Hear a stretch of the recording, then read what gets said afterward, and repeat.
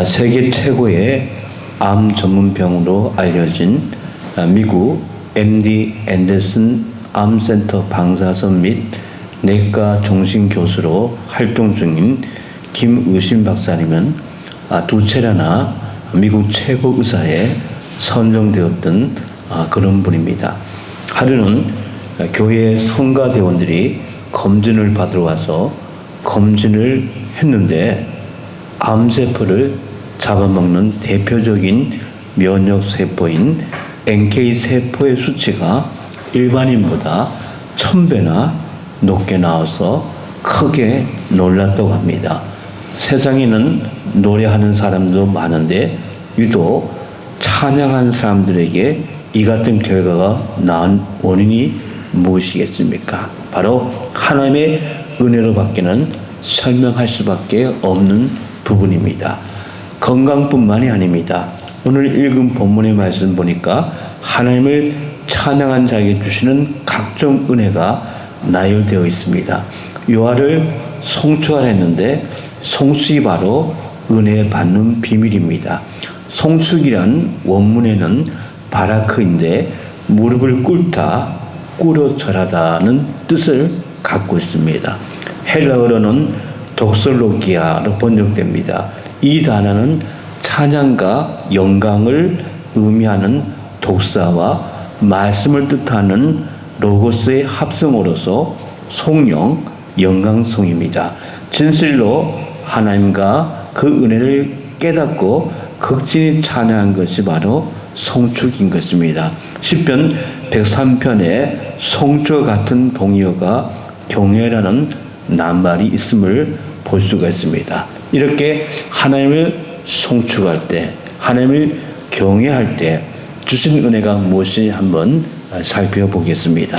먼저는 죄악을 사함받는 은혜를 잊게 된다고 했습니다. 3절 말씀 보세요. 그가 내 모든 죄악을 사하시며. 자, 이 말씀은 용서와 아울러 씻어주셔서 의롭게 하신다는 의미까지 담겨 있습니다. 예수 믿어 영원한 속죄뿐 아니라 하나님의 마음을 아프게 하는 마음의 악도 예수님께서 십자가에 못 박으셨음을 알아야 됩니다. 아직 꿈틀거리는 마음의 죄가 있다면 단지 하나님을 섬김이 부족에 나타난 현상일 뿐인 것을 봅니다. 그래서 가장 큰 죄는 예수 안 믿는 죄고 또 다른 큰 죄는 하나님을 섬기는데 게으른 죄인 것을 보게 됩니다.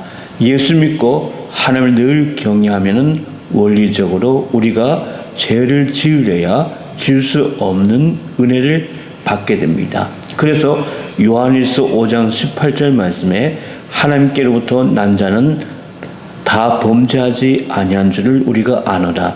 하나님께로부터 나신 자가 그를 지키심에 악한 자가 그를 만지지도 못하느냐고 말씀했습니다. 가나안의 복은 여호와 하나님을 경외하고 우상을 멀리한 자에게만 주어지는 하나님의 약속의 말씀입니다.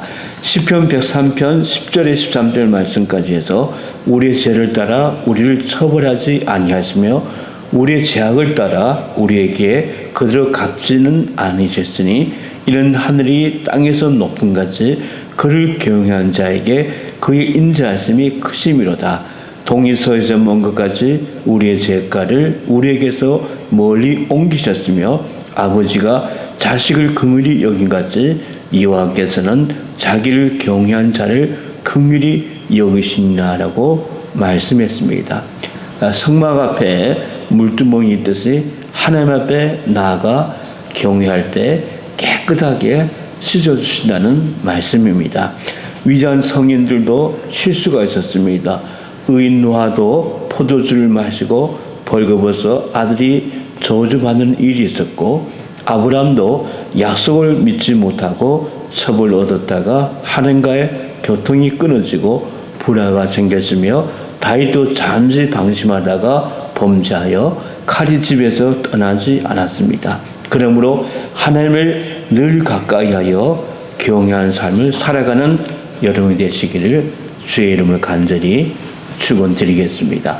두 번째는요, 치유의 은혜를 입습니다. 3절 말씀 보세요.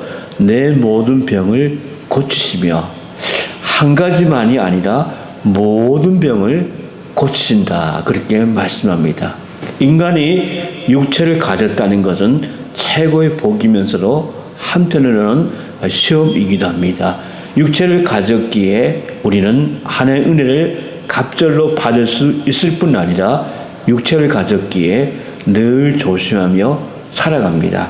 그러나 아무리 질그릇 같은 육체를 할지라도 은혜를 받으면 건강해진 것을 보게 됩니다. 자, 비 오는 날 천둥과 번개 치면은 태풍이 오듯이 성령의 전기가 흐르면은 신경과 혈관과 장기가 원활해지고 뼈와 근육도 튼튼해진다 그럽니다. 예수를 만지기만 해도 병이 낫습니다. 성령의 전기가 흐르기 때문입니다. 그래서 신유의 은사를 받으면 손에 전기가 흐릅니다. 반면에 악령이 지배하면 몸이 무겁고 혈액순환에 장애가 오게 되고 온갖 질병이 생기는 것을 보게 됩니다. 그러나 성령의 은혜를 받으면 외양간에서 난 송아지같이 뛰게 되고 독수리 날개치며 올랑 같은 새 힘을 얻게 되는 것을 보게 됩니다. 바로 이렇듯이 치료의 은혜, 치유의 은혜를 받게 됨을 보게 됩니다. 세 번째는 하나님을 경외한 자를 어떻게 하냐면 살려주신다 말씀했습니다. 4절 말씀 보세요. 내 생명을 파멸해서 속량하시고, 여기 파멸은 히브리어로 샤하트, 구덩이 혹은 무덤을 가리키는 말입니다. 사망을 의미하기도 하고 음부를 의미하기도 합니다. 죽었다가 살아났다기보다 하나님의 은혜로 여러 번 죽을 고비를 넘겼음을 이렇게 표현했습니다. 헤롯이 예수님을 죽이려 할 때 꿈에 지시받아 피했듯이 하나님을 경외하는 자들을 어떤 방법을 통해서는 살려주는 것을 보게 됩니다. 그리고 네 번째는요, 하나님을 경외하면 긍휼히 여겨주십니다. 인자와 긍휼로 간을 씌우시며, 인자와 긍휼의 히브리 원문은 뭐냐면 라함이라는 단어입니다. 이 라함은 레헴이라고 하는 말에서 나오는데, 레헴은 바로 자궁을 가리킵니다.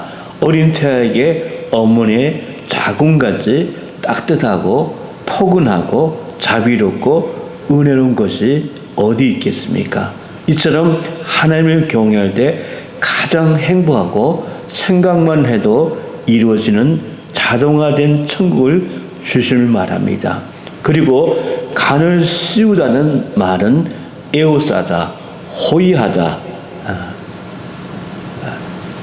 그 강조해주는 그런 뜻인 걸 보게 됩니다. 그러니까 하나님의 자비와 불쌍히 여기심으로 반드시 왕같이 높여주시겠다는 말씀입니다. 그래서 시편 23편 5절 말씀에 주께서 내 원수의 목전에서 내게 상을 차려주시고 기름을 내 머리에 부으셨음이니 내 잔이 넘치나이다, 그렇게 말씀했습니다. 자, 여기 상은 대관식의 잔치상이고, 머리에 기름을 부은다는 것은 왕을 세우는 것을 가리키고 있는 것입니다. 그래서 하나님을 경외하면은 하나님께서 예수 안에서 하늘 높이 높여주시고, 악도 다스리고 사탄도 다스리고 저주와 불행도 다스리게 하신다는 약속의 말씀입니다. 하나님의 사랑과 긍휼만큼 좋은 것은 없습니다. 심판도 이깁니다. 야고보 2장 13절에 긍휼은 심판을 이기고 자랑하느니라고 말했습니다. 이 모든 것이 하나님을 경외하는 자에게 주시는 은혜라고 말씀해주고 있습니다. 그 다음 마지막 다섯 번째, 경외하면은 우리의 소원을 만족해 준다고 했습니다. 5절 말씀 보세요. 5절 말씀 보니까 좋은 것으로 내 소원을 만족하게 하사 내 청춘을 독수리같이 새롭게 하신도다 하고 말씀합니다. 하나님을 경외하면 우리의 육신의 소원도 이루어집니다. 우리의 청춘도 독수리 같은 청춘으로 새롭게 해주십니다. 독수리의 수명은 보통 40년에서 60년 정도로 갑니다. 그런데 독수리가 40살 정도가 되면은 부리는 구부러져서 파고들어 쫄 수가 없게 되고, 발톱은 낡아서 먹이를 낚아챌 수 없게 되고, 날개는 투박하고 날기도 힘든 볼품이 없는 새가 되고 맙니다. 이때 대부분의 독수리는 사냥하지 못하게 됩니다. 그런데 어떤 독수리는 높은 바위에 둥지를 들고 거기서 150여일을 홀로 지내면서 구부러진 부리를 바위에 쪼아서 새로운 부리로 바꾸고 다시 그 새로운 부리로 자신의 발톱을 뽑고 그리고 깃털을 뽑으며 150일을 보내면 독수리는 다시 청춘으로 돌아와서 하늘의 제왕이 된다 그럽니다. 이처럼 은혜 받으면 쓸모없는 자일지라도 제2의 생애를 살아가게 하심을 보게 됩니다. 별 볼 일 없는 사람이 아니라 귀한 존재가 됩니다. 나를 필요로 하는 사람이 몰려오게 됩니다. 어떤 동화에 나오는 이야기입니다. 한 소녀가 산길을 걷다가 나비 한 마리가 거미줄에 걸려 버둥대는 것을 발견합니다. 소녀는 가시덤불을 헤치고 거미줄에 걸려있는 나비를 구해줍니다. 나비는 춤을 추듯 흘러날아갔지만 소녀의 팔과 다리는 가시에 찔려서 피가 줄줄줄 흘러내렸습니다. 그런데 날아간 나비가 순식간에 천사로 변하더니 소녀에게 다가왔습니다. 천사는 자기를 구해준 은혜에 감사하면서 무슨 소원이든 한 가지 들어주겠다고 말합니다. 소녀는 말합니다. 이 세상에서 가장 행복한 사람이 되게 해주세요. 그러자 천사는 소녀의 귀에다 무슨 말인가 쏘근거리고는 사라집니다. 소녀는 일평생 행복하게 잘 살았다 그럽니다. 세월이 흘러서 소녀가 백발의 할머니가 되어서 임종을 앞에 두게 되었을 때 사람들이 물어봅니다. 할머니, 평생 행복하게 살 수 있었던 비결이 무엇인지요? 천사가 소름거렸던 말은 무슨 말이었던가요?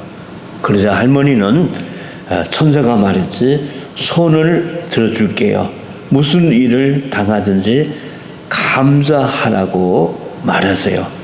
그러면 평생 행복할 것입니다. 그때부터 무슨 일인지 감사하라 했더니 정말 이렇게 행복해질 수 있었던 것이야. 비록 통하지만 우리에게 뭔가 귀한 메시지를 전해주고 있습니다. 여러분, 우리도 무슨 일을 만나든지 늘 하나님을 찬양하며 살아가시기 바랍니다. 더 열심히 경외하시기 바랍니다. 하나님은 자기를 경외하는 자에게 가장 행복하도록 온갖 좋은 은혜를 베푸십니다. 그러므로 우리 모두 하나님을 더 잘 경외하고 더 잘 성취감으로 죄가 사라지고 몸과 마음이 건강하고 위기에 건진받으며 인자와 긍휼하심을 받고 우리의 소원까지도 이루어진 가장 복된 성도, 가장 행복한 사람, 이런 사람이 여러분 모두에게 늘 충만하게 되시기를 주의 이름을 간절히 축원드립니다. 이와를 송축하는 한 족이 되시기를 주의 이름으로 간절히 축원을 드리겠습니다. 기도하겠습니다. 사랑의 하나님, 감사합니다. 이 주의 말씀처럼 이제 우리가 무슨 일을 만나든지 하나님을 찬양하며 하나님을 더 열심히 경외하는 믿음의 길 가게 주님께서 축복해 줬길 원합니다. 하나님 귀한 은혜 속에서 우리의 영육이 강건하고 하나님 귀한 긍휼하신 은혜 속에서 우리의 귀한 은혜 충만한 믿음과 행복된 삶을 살게 주님께서 도와주시옵시고 축복해 줬길 원하며 예수님으로 감사하며 기도드렸습니다. 아멘. 우리